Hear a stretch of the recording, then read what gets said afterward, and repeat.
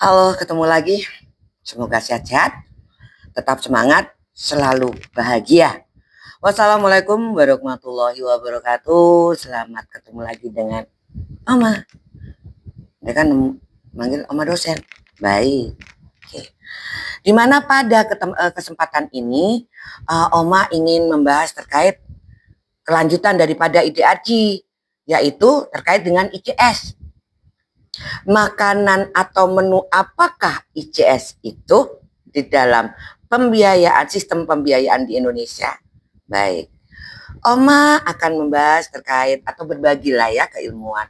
Karena karena apa yang Oma sampaikan, sharing-sharing Oma sampaikan, pasti Oma membaca dari buku pedoman ICS dan IDARJ versi 1 tahun 2025 yang dikeluarkan oleh Kementerian Kesehatan, seperti itu ya. Kemudian selain itu strukturnya bagaimana Oma? Prinsip-prinsip dasar kodenya ada nggak nanti? Cara pengkodannya.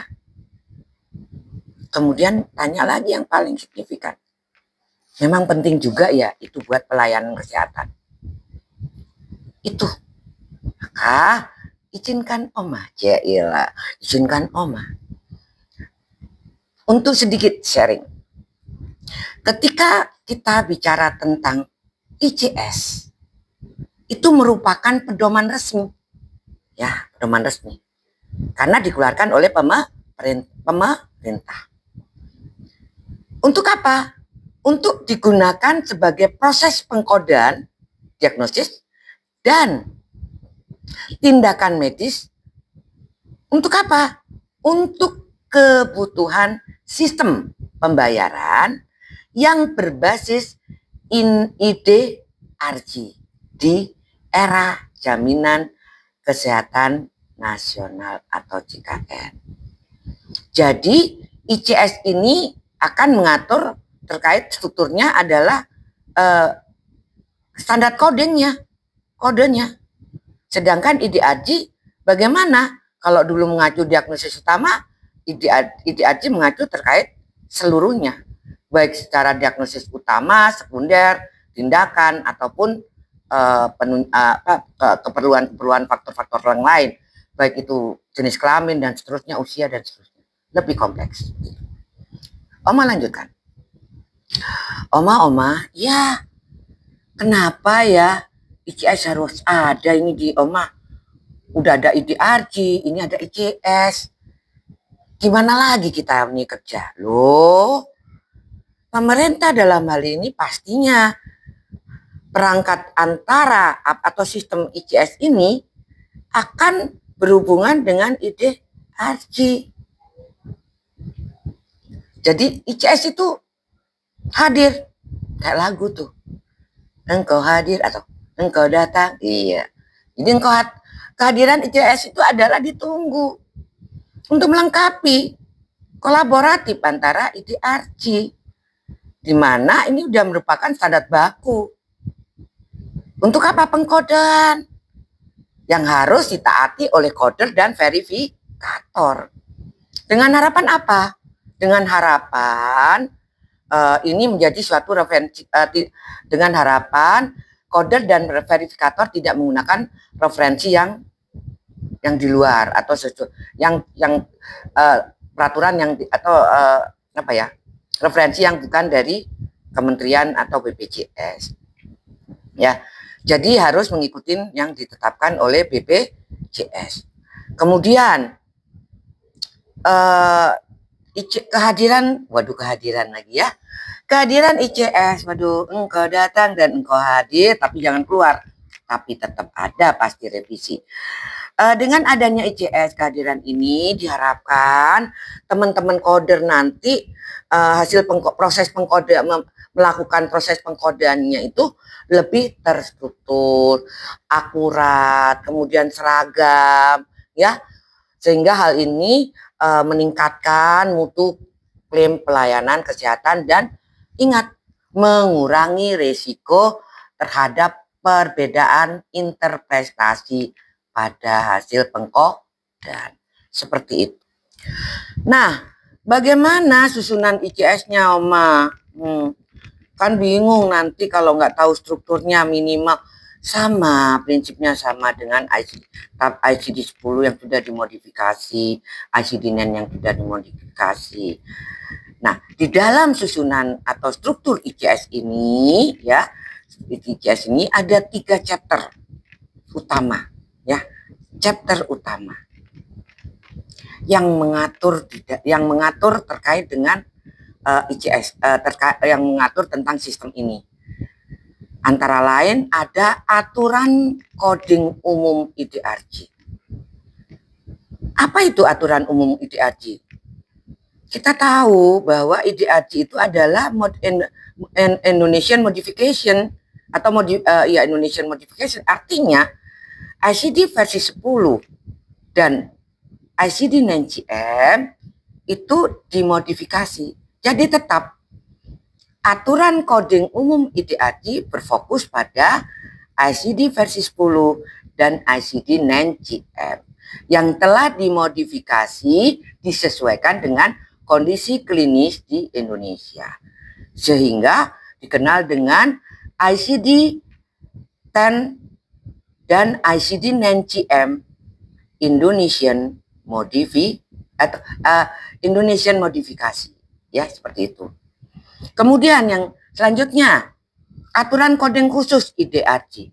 Kalau kita mengenal tentang kekhususan atau coding khusus di dalam ICD sebelumnya, yang ICD yang utama yang dikeluarkan WHO, maka di IDRG pun juga mengenal akan aturan coding khusus IDRG. Apa itu isinya? Di dalam aturan coding khusus ini mengatur apa?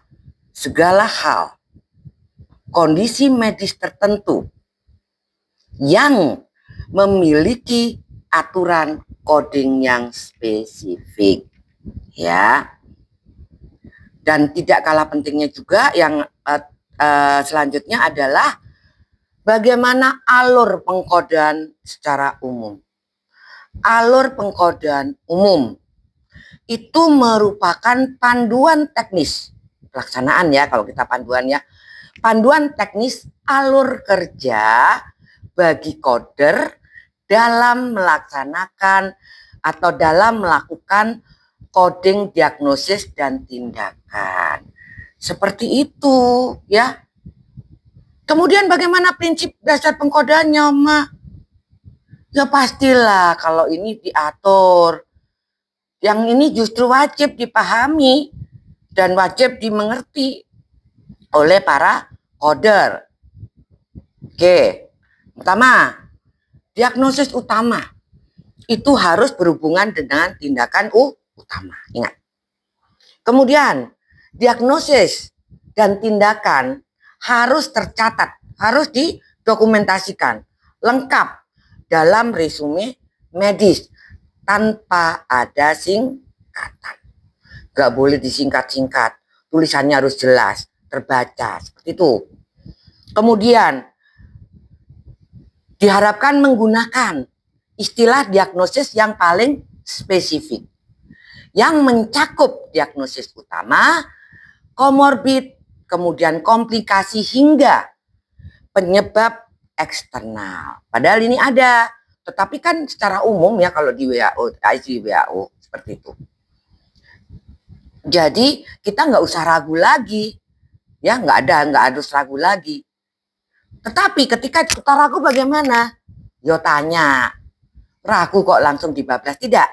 Ketika coder itu ragu, maka harus melakukan koordinasi atau konfirmasi kepada dokter atau DPJP sebelum menentukan kodenya.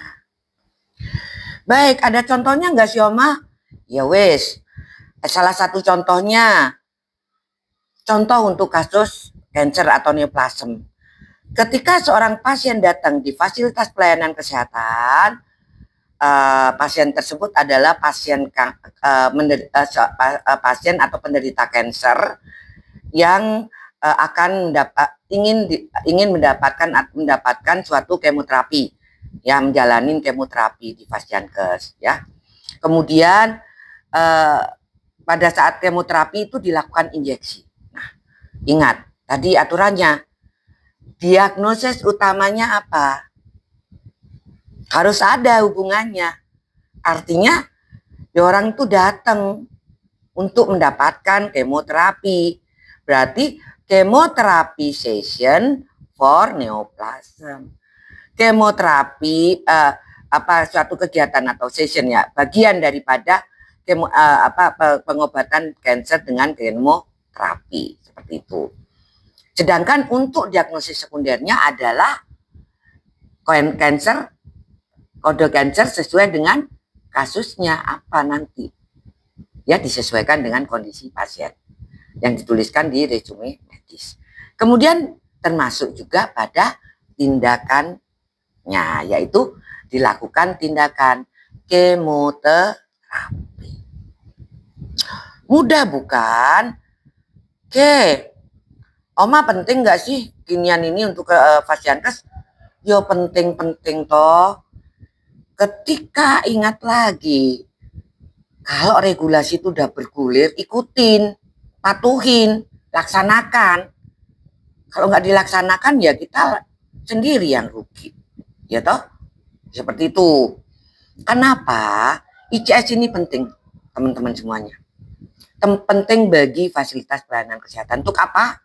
Sebagai standarisasi nasional. Artinya untuk memastikan keseragaman coding di seluruh Indonesia.